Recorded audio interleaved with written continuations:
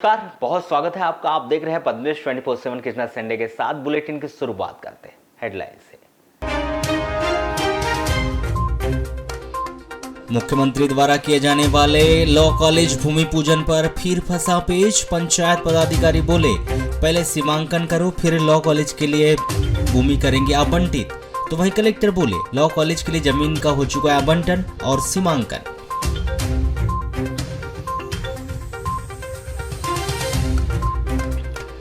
जहां एक ओर देश मना रहा स्वच्छता पखवाड़ा तो दूसरी ओर गंदगी में जीने को मजबूर वार्ड नंबर 4 के वार्डवासी। सालों से समस्या का नहीं हुआ समाधान, घरों के सामने बजा रही है गंदगी। वार्डवासियों ने चुनाव बहिष्कार की दी चेतावनी।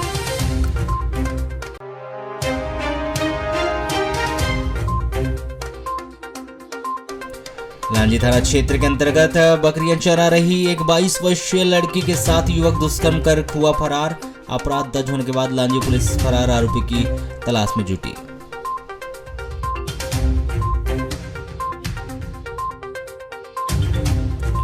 विद्युत कर्मचारियों ने गांधी जयंती पर किया सत्याग्रह आंदोलन। मौन व्रत धारण कर 6 सूत्रीय मांगों को पूरा करने की लगाई गुहार। 4 दिन का दिया अल्टीमेटम। मांग पूरी न होने पर 6 अक्टूबर को काम बंद हड़ताल किए जाने की दी चेतावनी।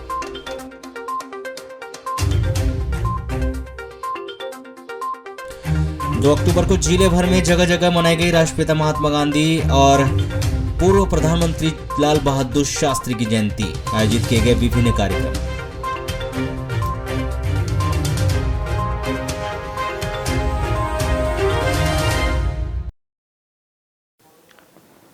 एक और प्रधानमंत्री नरेंद्र मोदी के आह्वान पर पूरे देश में स्वच्छता पखवाड़ा मनाया जा रहा है। गांधी जयंती के अवसर पर मिनिस्टर से लेकर कलेक्टर सहित शासकीय कर्मचारी व जनप्रतिनिधि स्वच्छता पखवाड़ा मना रहे हैं और स्वच्छता को लेकर टीवी अखबारों की सुर्खियां भी बन रहे हैं।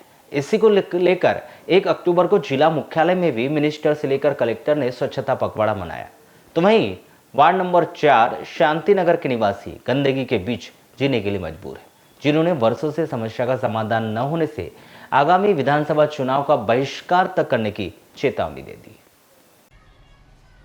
वार्डवासियों के अनुसार स्वच्छता पखवाड़ा अभियान चौक चौराहों और मुख्य मार्गों में चलाया जाता है, जो मात्र एक दिखावा साबित हो रहा है। वास्तविकता में तो वार्ड में गंदगी और कचरों का ढेर लगा हुआ है। ना ही कचरा गाड़ी यहाँ आती और महीनों से नालियों की सफाई भी नहीं होती, इसलिए वार्ड में गंदगी पसरी रहती है। वार्ड में नाली बनाने को लेकर जिला प्रशासन सहित नगर पालिका प्रशासन को निवेदन करने के बाद भी समस्या का समाधान नहीं हुआ है। इसकी वजह से वार्डवासियों ने पहले नाली फिर वोट का नारा देते हुए विधानसभा चुनाव का बहिष्कार करने का ऐलान किया। वार्ड नंबर 4 शांतिनगर निवासी संध्या सहारे बताती है कि 2 अक्टूबर को गांधी जयंती के अवसर पर पूरा देश स्वच्छता अभियान मना रहा है। इस स्वच्छता अभियान मिनिस्टर से लेकर जनप्रतिनिधि, कलेक्टर सहित शासकीय कर्मचारी अपना एक घंटे का श्रमदान कर रहे हैं, लेकिन वार्ड नंबर 4 की समस्या से मरहूम होने के बाद भी इस और कोई ध्यान नहीं दिया जा रहा है। नेता वह होते हैं जो शहर की गली गली में घुसकर देखे कि क्या परेशानी है, चौक में झाड़ू लगाकर, फोटो खिंचवाकर और अखबारों और टीवी की सुर्खियों में बने रहते हैं, पर मोहल्ले में आकर ये नहीं देखते कि गली में क्या परेशानी है। सर देखो, आज 2 अक्टूबर गांधी जयंती, पूरा देश स्वच्छता अभियान मना रहा है।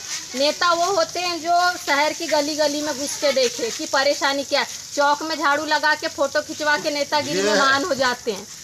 ये फोटो आती है मीडिया में सामने, पर मोहल्ले में और गली में क्या परेशानी वो झांकते नहीं आके। चौक चौराहे में जाके झाड़ू लगा लेंगे, बराबर कल के पेपर में फोटो आ जाएगी, फ्रंट पेज में उन्हीं की मेन हेडलाइन रहेगी सर, कल की देखिएगा आप। और ये गंदगी 24 आवर है, बारिश नहीं है, एनी टाइम पानी भरा रहता है यहाँ पे। ये जरा इधर आके नेता लोग झाड़ू लगा ले तो हम भी मान जाएंगे कि वास्तव में देश का कुछ उद्धार हो जाएगा।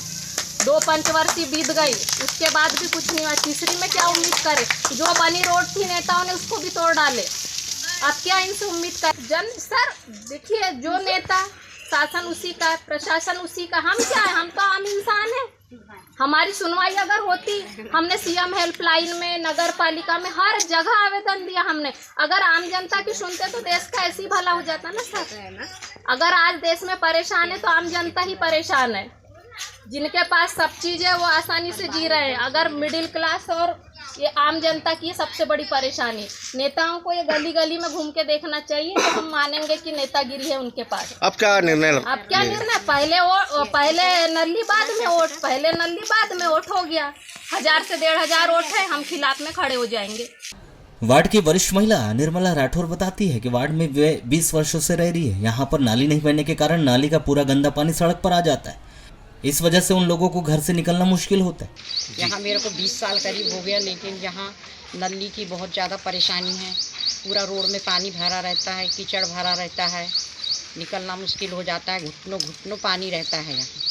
ये परेशानी झेलते झेलते इतने दिन हो गए, 20 साल हो गया, इतनी गंदगी में रहते हैं। कई बार हमने नगर पालिका में गए, एप्लीकेशन लगाए, बहुत गुहार लगाई, परंतु कोई सुनवाई नहीं होती। अच्छा माता जी, अभी कई बार आप लोगों ने आवेदन निवेदन भी किया है, हाँ, उसके बाद भी कुछ प्रक्रिया हुई कि नहीं हुई इसमें? कोई प्रक्रिया नहीं। आते देख के चले बस देख के चले जाते हैं, आज होगा कल होगा, बस ऐसी आश्वासन देते रहते हैं और बस ऐसे करके काम चलते रहते हैं। अब 20 साल।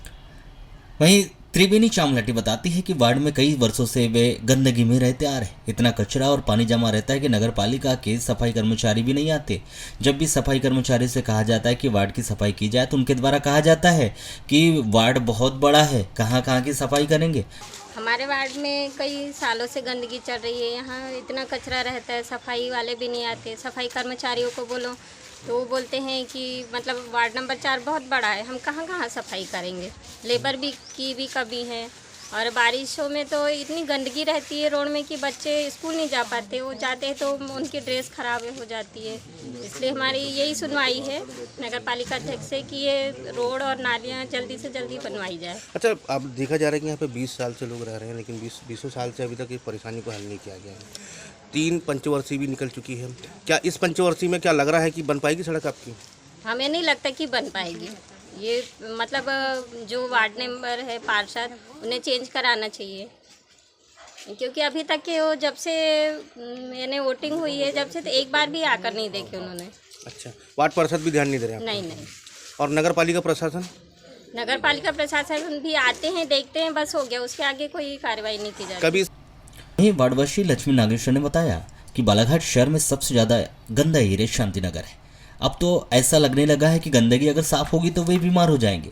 इसकी उन्हें आदत पड़ गई, लेकिन समस्या का समाधान नहीं हो पाया। इसको शांति नगर बोलते हैं जी, बताइए, शांति नगर में बहुत गंदगी का मचा हुआ है। गंदगी मेरे ख्याल से तो बालाघाट शहर में इससे गंदा एरिया और कहीं नहीं होगा। और हमको तो ऐसा लगता है कि इस मोहल्ले में रहने के कारण, वो गंदे के कारण अगर अब साफ होगा ना तो हम लोग बीमार हो जाएंगे। ऐसा आदत पड़ गई है हमारी, ऐसा लगता है कि ये गंदगी के। आज 2 अक्टूबर पूरा नगर पालिका क्षेत्र, वहाँ मोती गार्डन में सफाई अभियान, और यहाँ सफाई अभियान, मगर जहाँ पर गंदा है वहाँ पर, जहाँ ज़रूरत है वहाँ पर कोई नहीं भेज रहा है। और ये जो रोड देख रहे हैं ना, अब ये रोड उस समय बनी थी जब अंगुबा मुंजारे नगर पालिका अध्यक्ष थी। उसके बाद से कोई मतलब शुद्ध नहीं लिया गया है। अच्छा, मतलब अनदेखी की जा रही है? बिल्कुल अनदेखी की जा रही है, क्योंकि पार्षद निर्दलीय। वहीं राजेंद्र नागेश्वर ने बताते हैं कि वे लोग 4-5 वर्षों से बहुत ही परेशान। वार्ड में इतनी गंदगी रहती है कि लोग बीमार हो रहे। 2 अक्टूबर को सभी लोग देश में स्वच्छता अभियान मना रहे और वे लोग गंदगी में रह रहे। वार्ड की नालियां गंदगी से बजा रही है। नालियों का गंदा पानी सड़कों में जमा रहता है। इस समस्या का सालों से हल नहीं हो पा रहा है। पार्षद हो या नगर पालिका अध्यक्ष, कोई नहीं सुन रहा है। क्या परेशानी है? हमारे मोहल्ले में हमने इसके पूर्व भी कम से कम 4-5 सालों से हम लोग बहुत त्रस्त हैं, बहुत परेशान हैं। हमारे यहाँ ये गंदगी देखिए, आज गांधी जयंती 2 अक्टूबर है, देश स्वच्छता अभियान मना रहा है और हम लोग ऐसी गंदगी में रह रहे हैं। आप देखिए, यहाँ की नालियाँ देखिए, ये सब कूड़ा करकट यहाँ भरा रहता है। यहाँ पर पूरा पानी, अगर बरसात होती है पूरा पानी भर जाता है। यहाँ से अपोलो के स्कूल बच्चे बेचारे पूरे गीले हुए जाते हैं क्या। और ये सब समस्या है और समस्या का हल हो नहीं रहा है। हमारे यहाँ पार्षद हमारी कोई सुन नहीं रहा है। पार्षद को कई बार बोले, हम आवेदन लगा रहे हैं, हमारी अभी भी कंप्लेंट लिखी हुई है नगर पालिका में। आप देखिए, राजेंद्र मानेश्वर और देवी प्रसाद दुबे, इनके नाम से सब हम लोग कंप्लेंट करते आ रहे हैं, मगर फिर भी कंप्लेंट पर भी सुनवाई नहीं हो रही है। अच्छा, कितने परिवार के लोग रहते हैं यहाँ? कम से कम 50 परिवार होंगे, 50-60 परिवार हैं और कम से कम 1000-1500 के करीब हमारे वोटर्स हैं। मगर अब ये लोगों का सबका ये कहना है कि हम इस बार वोट नहीं करेंगे और हम वोट का बहिष्कार कर रहे हैं। इस विषय को लेकर वार्ड नंबर 4 के पार्षद दीनू बसीने से दूरभाष पर चर्चा की गई तो उन्होंने कहा कि नाली स्वीकृत हो चुकी है, शीघ्र ही काम प्रारंभ कर दिया जाएगा। इनकी यह समस्या काफी पुरानी है। मुख्यमंत्री शिवराज सिंह चौहान का 4 अक्टूबर को बालाघाट आगमन हो रहा है, जहां उत्कर्ष विद्यालय मैदान में आयोजित कार्यक्रम में मुख्यमंत्री श्री चौहान के द्वारा ग्राम डोंगरिया के अधीनस्थ आने वाली सरकारी जमीन में मेडिकल कॉलेज और लॉ कॉलेज बनाने के लिए रिमोट के जरिए भूमि पूजन किया जाएगा। जहां ग्राम डोंगरिया में मेडिकल कॉलेज बनाने के लिए भूमि पूजन करने का रास्ता तो साफ नजर आ रहा है, लेकिन लॉ कॉलेज के भूमि पूजन पर एक बार फिर पेच फंस गया है। जहां पंचायत पदाधिकारियों ने स्पष्ट कर दिया कि डोंगरिया में मेडिकल कॉलेज निर्माण के लिए वे 27 एकड़ जमीन देने के लिए तैयार है, लेकिन लॉ कॉलेज के लिए वे जमीन तब तक नहीं देंगे जब तक गांव की शासकीय भूमि का सीमांकन न हो जाए। पंचायत पदाधिकारियों के अनुसार जब तक लॉ कॉलेज के लिए जगह चिन्हित कर पंचायत को इसकी सूचना नहीं दी गई और न ही पंचायत से अब तक प्रशासन ने एनओसी ली है, बावजूद इसके कि भूमि पूजन की बात शासन प्रशासन के द्वारा कही जा रही है। ऐसे में जब तक गांव की शासकीय भूमि का सीमांकन नहीं हो जाता तब तक वे लॉ कॉलेज के लिए जमीन नहीं देंगे। यदि सीमांकन के बाद उनके पास अपनी जगह बचती है तो ही लॉ कॉलेज को जमीन देने के लिए सोचा जाएगा। कुल मिलाकर कहे तो मेडिकल कॉलेज के लिए पंचायत ने हरी झंडी दिखा दी, लेकिन लॉ कॉलेज के लिए अभी संशय बरकरार है। पंचायत पदाधिकारियों की माने तो ग्राम पंचायत डोंगरिया के पास सिर्फ 47 एकड़ भूमि है, जिसमें से 27 एकड़ भूमि मेडिकल कॉलेज के लिए पहले ही दी जा चुकी है। वहीं करीब 4 एकड़ भूमि पर जिला परिवहन कार्यालय के लिए दे दी गई। इसके अलावा 5 एकड़ भूमि निजी स्कूल को दे दी जा चुकी है। इस तरह 47 में से 36 एकड़ जमीन विभिन्न कार्यों के लिए दी जा चुकी है। ऐसे में अब पंचायत के पास महज 11 एकड़ सरकारी जमीन बची है। यदि लॉ कॉलेज के लिए पंचायत के द्वारा 10 एकड़ जमीन दे दी जाएगी तो उनके पास चारागाह सहित अन्य कार्यों के लिए सिर्फ 1 एकड़ भूमि बचेगी। वहीं पंचायत से संबंधित विभिन्न कार्यों के लिए आगामी योजनाओं के लिए उनके पास शासकीय भूमि नहीं बचेगी। पंचायत बॉडी के द्वारा लॉ कॉलेज की भूमि लेने के पूर्व सीमांकन किए जाने की मांग की जा रही है, ताकि वे फैसला ले सके कि लॉ कॉलेज के लिए उन्हें जमीन देना है या नहीं।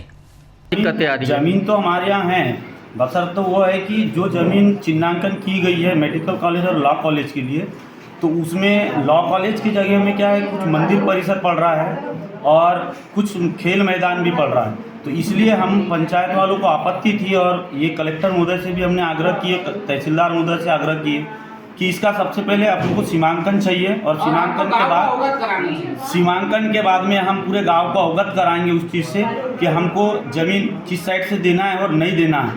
परंतु अभी तक के हमारे कोई सीमांकन के लिए पंचायत को कोई आदेशित नहीं किया गया, बताया गया नहीं और अभी तक के गुमराह करके रखा गया और अब 4 तारीख को पता चल रहा है कि उसका भूमि पूजन होना। हम सम्मानीय जी भारतीय जनता पार्टी के शिवराज जी का, और शिवराज जी अलग है, पार्टी अलग है। सवाल इस बात का है कि मेरे गांव में इतना बड़ा कॉलेज आ रहा है, हमारा सौभाग्य है, हम धन्यवाद समझते हैं, हम सारी चीज़ देना चाह रहे हैं, मगर हमारे यहाँ मात्र पटवारी रिकॉर्ड के अनुसार 47 एकड़ का रकबा हमें जानकारी में है। कम पढ़े लिखे हैं, गाँव के लोग हैं, तो उस परिस्थिति में अगर पूर्ण जमीन दे दे तो हम हमारे दो होने वाले वारसानों के लिए हम प्लाट कहाँ उनके लिए आवंटित करा पाएंगे, ये हमारी सोच है। अगर हमारा सम्मानी जी से एक निवेदन था, सम्मानी गौरीशंकर विशेष इसी गांव के हैं, इस घर के हैं, उनके गांव की ज़मीन है, तो हमारा निवेदन है उनसे कि इसका एक सीमांकन करवा दिया जाए और सीमांकन करवाने के बाद में जो ज़मीन कुछ 5-7 एकड़ बचती है तो हमारे गांव के लिए बचा दिया जाए, तो हमारे गांव का अंचल विकास होगा। दूसरी चीज़, हमारे गांव के रोड के किनारे से जो भी ज़मीन सीमांकन करवाते हैं तो पटवारी रिकॉर्ड के अनुसार 2 बांस की पट्टी अगर छुड़वा देते हैं तो मेरे गांव के बेरोजगार, मेरे बेटे भतीजे जो भी है, वो 2 पैसा कमाने के लिए कोई फुटपाथ पे पंचर की, चाय की कोई भी दुकान खोल पाएंगे। मेडिकल खुलेगा तो अच्छा व्यवसाय होगा। आज सरदार पटेल खुला, उस चौक डेवलप हुआ, वहाँ से मदरसा खुला, डेवलप हुआ। अगर ये चौक भी डेवलप होता है तो मेरा सम्मानी जी से निवेदन। सर हमारे यहाँ तो हमने मेडिकल कॉलेज के लिए 27 एकड़ जमीन आवंटित कर दी है। उसके बाद में बोले कि मेडिकल लॉ कॉलेज के लिए, तो हमने बोले कि हमको पहले सीमांकन करके दो, उसके बाद में हम लॉ कॉलेज के लिए ज़मीन देंगे। तो अभी तक हमारी सुनवाई नहीं हुई और हमारी कोई कार्रवाई सुने नहीं और हमको अभी भूमि की क्या नाम करके हमको अभी तक दिए। पिछले दफ़ा एक बैठक हुई थी, एक प्रस्ताव पास किया गया था पंचायत से, क्या प्रस्ताव था? मेडिकल के लिए लॉ कॉलेज के लिए किसी प्रकार की नहीं लॉ कॉलेज के लिए। अच्छा, ये बताइए कि जो 4 तारीख को बालाघाट मुख्यालय में कार्यक्रम है भूमि पूजन का, मेडिकल कॉलेज और लॉ कॉलेज का, तो क्या आपको इन लोग को इसकी कितनी सूचना है कि आप लोगों को वहाँ बुलाया गया अतिथि बनाने?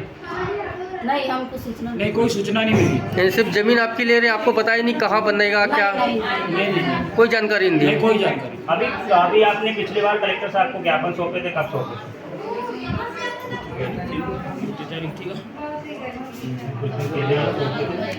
15-20 दिन पहले। 15-20 दिन पहले, अभी सब दिन पहले। 15 दिन हो गया। 15 दिन कुछ कार्रवाई हुई? नहीं। तो अब ये बताइए कि बनने देंगे कि नहीं बनने देंगे? जैसे कि बाद में अगर मेडिकल कॉलेज तो बनेगा सर। लॉ कॉलेज नहीं बनेगा? लॉ कॉलेज थोड़ी सी लॉ कॉलेज बनेगा पर हमको नाप करके दिया जाएगा। इस पूरे मामले को लेकर दूरभाष पर की गई चर्चा के दौरान कलेक्टर डॉक्टर गिरीश कुमार मिश्रा ने बताया कि मेडिकल कॉलेज के साथ ही लॉ कॉलेज के लिए जमीन आवंटित हो चुकी है और सीमांकन भी किया जा चुका है। ग्राम पंचायत की क्या समस्या है, इसको दिखाया जाएगा। वारासुनी थाना के अंतर्गत लालबर्रा रोड पर स्थित ग्राम नेवरगांव के पास मोटरसाइकिल की ठोकर से एक व्यक्ति घायल हो गया। घायल व्यक्ति तेज सिंह पिता दिगंबर प्रसाद गौतम 36 वर्ष ग्राम सरंडी थाना वारासुनी निवासी को जिला अस्पताल बालाघाट में भर्ती किया गया। बताया जा रहा है कि तेज सिंह कुछ मानसिक रूप से अस्वस्थ है। 1 अक्टूबर की शाम को तेज सिंह घूमते हुए अपने घर से नबीगांव लालबर्रा रोड पर पहुंच गया था। उसी समय वहां से गुजर रही मोटरसाइकिल ने तेज सिंह को ठोस मारकर फरार हो गई। मोटरसाइकिल की ठोकर से तेज सिंह घायल हो गए, जिसे 108 एम्बुलेंस से वारासुनी के सिविल अस्पताल लाकर भर्ती कराया गया है, जहां से उसे प्राथमिक उपचार के बाद जिला अस्पताल बालाघाट रेफर कर दिया गया। लालबर्रा नगर मुख्यालय की ग्राम पंचायत पांडरवानी लालबर्रा में 2 अक्टूबर को राष्ट्रपिता महात्मा गांधी व पूर्व प्रधानमंत्री लाल बहादुर शास्त्री की जयंती मनाई गई। इस अवसर पर सर्वप्रथम उपस्थित जनों ने महात्मा गांधी जी की प्रतिमा व पूर्व प्रधानमंत्री लाल बहादुर शास्त्री के छायाचित्र पर माल्यार्पण कर पुष्प अर्पित कर उन्हें याद किया गया, जिसके पश्चात उपस्थित जनों ने उनके बताए हुए मार्गों पर चलने का संकल्प लिया।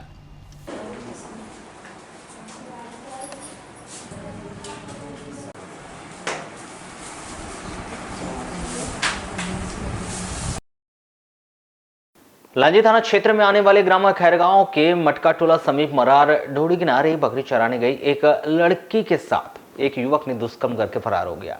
फरार युवक राहुल पिता खिलचंद सहारे उम्र करीब 35 वर्ष ग्राम मटका टोला निवासी है, जिसे शीघ्र ही गिरफ्तार किए जाने की संभावना व्यक्त की जा रही है। प्राप्त जानकारी के अनुसार यह 22 वर्षीय युवती ने कक्षा 4 तक पढ़ाई की है। कक्षा 5वीं की पढ़ाई करने जब यह लड़की स्कूल जाती थी, उस समय इस लड़की की आंखों में दिखना अचानक बंद हो गया था। फिर घर वालों ने इस लड़की का ऑपरेशन करवाया। उसके बाद लड़की को धुंधला सा दिखाई देने लगा। पढ़ाई छोड़ने के बाद यह लड़की घर में ही रहती थी और घरेलू काम करती थी, जिसकी मां पुश्तैनी धंधा करती है। 1 अक्टूबर को लड़की की मां ग्राम खैरगांव समूह की किस्त का पैसा जमा करने के लिए गई थी। 11 बजे करीब यह लड़की लेखचंद मेश्राम और राहुल सहारे के साथ बकरियां चराने के लिए घर से कुछ दूर पर स्थित मरार ढोड़ी की तरफ मैदान पर गई थी। कुछ देर बकरी चराने के बाद राहुल सहारे ने खिलचंद मेश्राम को डगाली काटने के लिए हंसिया लाने घर भेज दिया। खिलचंद के घर जाने के बाद राहुल सहारे ने इस लड़की के साथ उसके साथ जबरदस्ती दुष्कर्म किया। इसके बाद राहुल वहां से फरार हो गया। लड़की बकरी वहीं छोड़कर घर वापस आ गई और अपनी मां को इस और परिवार के अन्य लोगों को यह घटना बताई, जिसके बाद लड़की के परिवार के साथ ही रिपोर्ट दर्ज करने के लिए लांजी थाना पहुंची। लांजी पुलिस ने लड़की के द्वारा की गई रिपोर्ट पर राहुल पिता खिलचंद सहारे उम्र करीब 35 वर्ष के विरुद्ध धारा 376 L 506 भारतीय दंड विधान के तहत अपराध दर्ज किया है। अपराध दर्ज होने के बाद लांजी पुलिस ने इस लड़की के साथ दुष्कर्म करके फरार आरोपी राहुल सहारे की तलाश शुरू कर दी गई है। मलाजखंड थाना क्षेत्र के अंतर्गत आने वाले ग्राम लोरा में 4 माह पहले जहरीली वस्तु के सेवन से मृतक 18 वर्षीय लड़की के साथ दुष्कर्म हुआ था। FSL की रिपोर्ट आने के बाद मलाजखंड पुलिस ने इस लड़की के साथ दुष्कर्म करने के आरोप में अज्ञात आरोपी के विरुद्ध अपराध दर्ज कर जांच शुरू कर दी। प्राप्त जानकारी के अनुसार मलाजखंड थाना क्षेत्र के ग्राम लोरा की रहने वाली इस 18 वर्षीय लड़की के माता पिता मजदूरी करते हैं। 4 माह पहले लड़की का पिता ग्रामीण थाना क्षेत्र के अंतर्गत आने वाले ग्राम नेवरगांव समनापुर में काम करता था और उसकी पत्नी और बेटी ग्राम लोरा में रहते थे। 21 मई को इस 18 वर्षीय लड़की ने किसी जहरीली वस्तु का सेवन कर लिया था, जिसे जिला अस्पताल बालाघाट में भर्ती किया गया था। यहाँ उपचार के दौरान इस लड़की की मौत हो गई। जिला अस्पताल पुलिस ने इस लड़की के शव का पोस्टमार्टम करवाकर शव परिजनों को सौंप दिया। बताया गया कि पोस्टमार्टम के दौरान इस लड़की का बिस्तरा व स्लाइड फ्रीजर किया गया था और परीक्षण हेतु FSL जबलपुर भेजा गया था। एपीएसएल रिपोर्ट में मानव शुक्राणु पाए गए। मर्ग जांच के उपरांत इस लड़की के साथ दुष्कर्म करने के आरोप में अज्ञात आरोपी के विरुद्ध 376 के तहत अपराध दर्ज किया गया था। बताया गया कि इस लड़की ने जब मई माह में किसी जहरीली वस्तु का सेवन किया था, उसके पूर्व ही बालाघाट ग्रामीण थाना क्षेत्र के अंतर्गत आने वाले ग्राम समनापुर का एक युवक इस लड़की के साथ अधिकतर घूमते हुए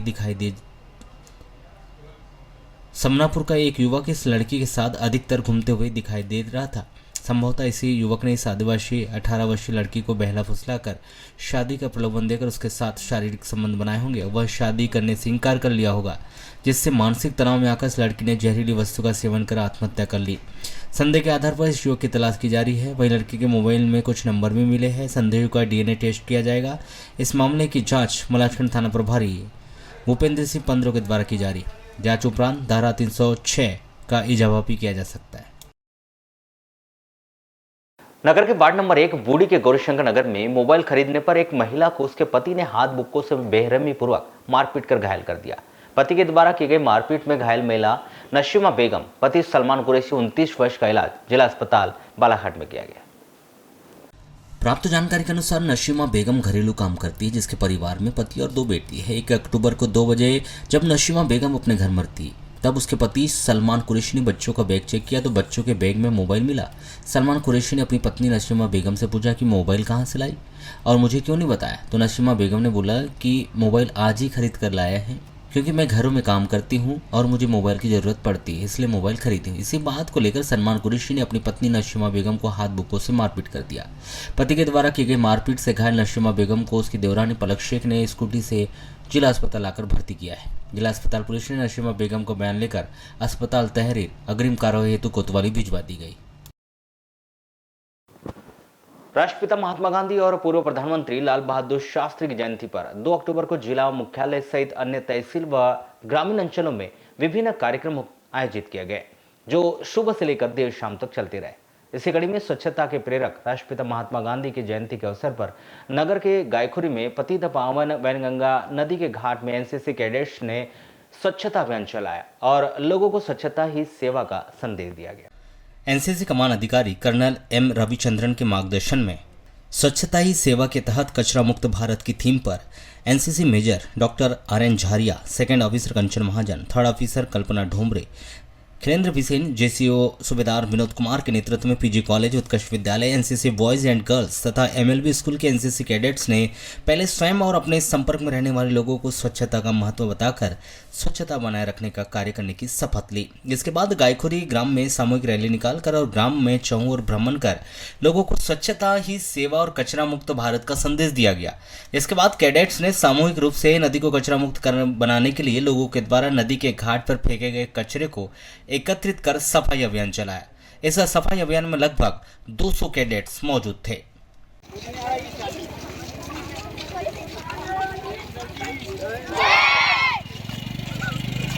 कवर अप।